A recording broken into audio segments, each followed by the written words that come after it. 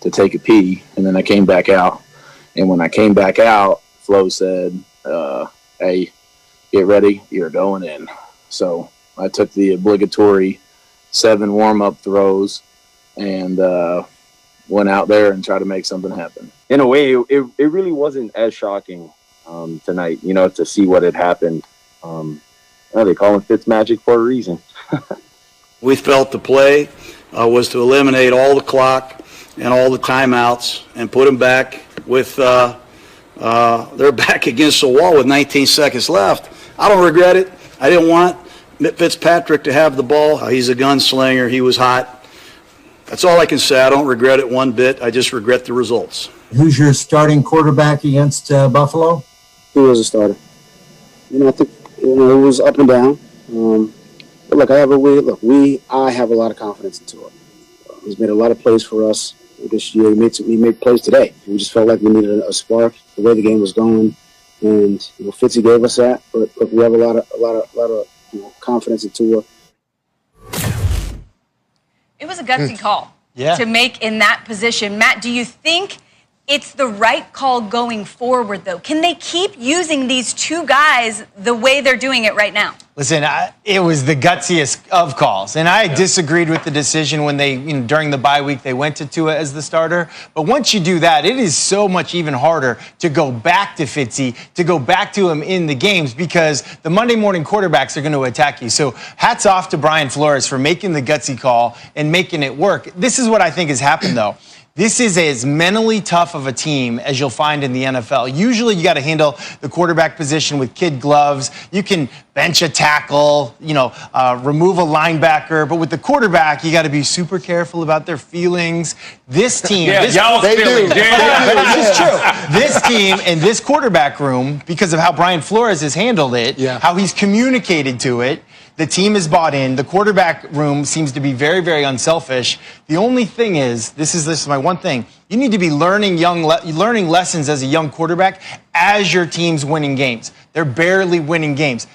Nothing else matters besides winning this game next week. It's not about Tua's development. It's about beating the Buffalo Bills next week. So that's where I don't know if I agree with what he's deciding to do going forward, but I'll say he's earned my respect and he's earned my trust. So who gives them a better chance to beat the Buffalo Bills? Without a doubt, Fitzpatrick gives them a better chance to win one game. A one-game season, Ryan Fitzpatrick gives you a better chance next week in 7 days to win a game. There's no doubt in my mind about that. That's not to take anything away from Tua. But to me, if you're trying to win one game and everything's on the line, Ryan Fitzpatrick would be your starter. Let's talk about what Tua's learning. You're talking about what he has to learn while they're winning football games, and I think Brian Flores is teaching him, you don't play well, I'm going to take you out.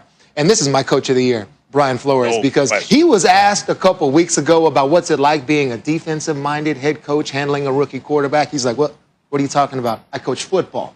And that's what he did last night. You feel the quarterback's not getting the job done. I got somebody right here that I think can get it done, and he makes the switch. Gutsy call.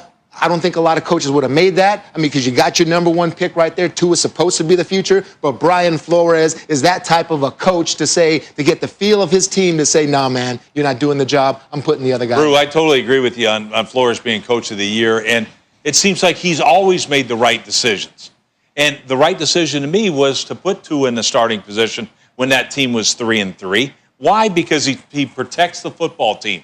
And that's not going to change. And when he goes into Buffalo, it's going to be the same thing. Look, he's got the benefit. Fitzpatrick is an amazing backup quarterback. Why? You want a guy with that gunslinger mentality coming off the bench and providing your team a spark. And that's what he does. Seven warm-up throws. Yes, 7 warm-up throws. He's ready to go. Dusty Mop, he's ready to go. And for the first time in his career, he's going to go to the playoffs.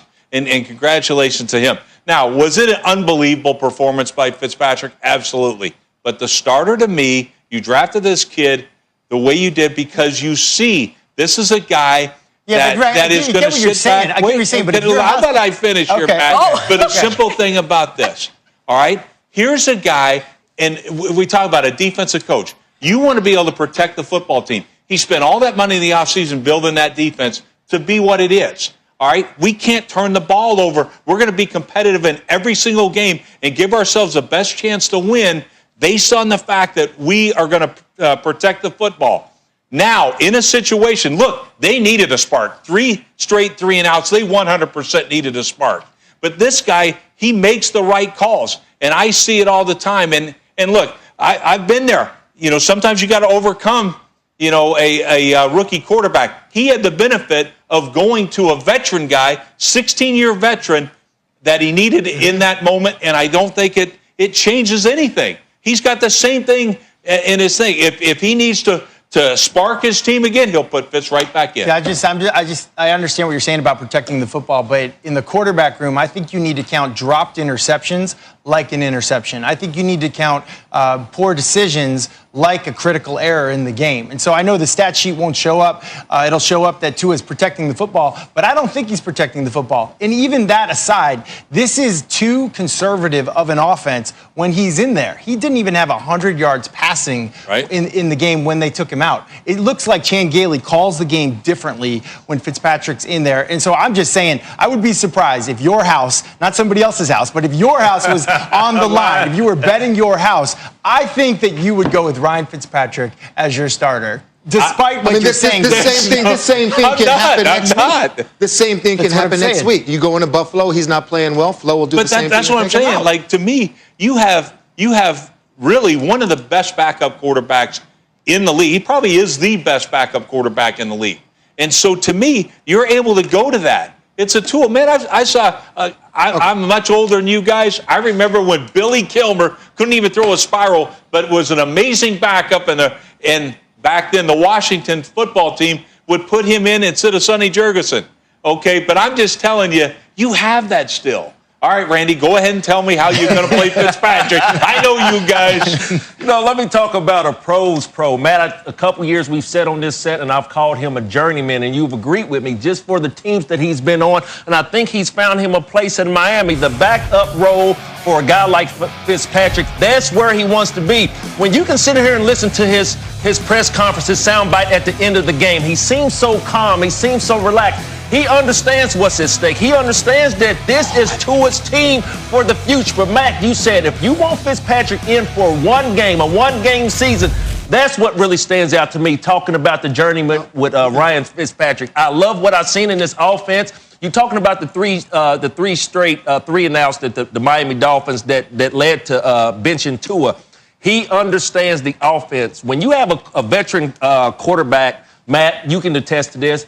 How many more defense? How many more defense do you need to see? Fitzpatrick has seen it all. So for him to get in there and lead that Miami Dolphins team down the field for the win, that's just something I expect a journeyman and a backup quarterback with that many years in the league to do. Yeah, I can't let this end without talking about little Raiders, because Bill Parcells, my rookie year, always said, "Don't be that guy." Who's the guy then? Don't RDG. What are we doing in terms of the situation where you got problems with the scheme and the defense and the cover two and the safety and all of this? Sure, he hit the honeypot, yes, but you not only put your hand on the face mask, you grabbed it and you yanked it. Did you not know what you were doing there? What was the situation? The Raiders, up to that point, played it perfectly. Loved the way that Gruden had it. Kneeling down, eating up the clock, 19 seconds.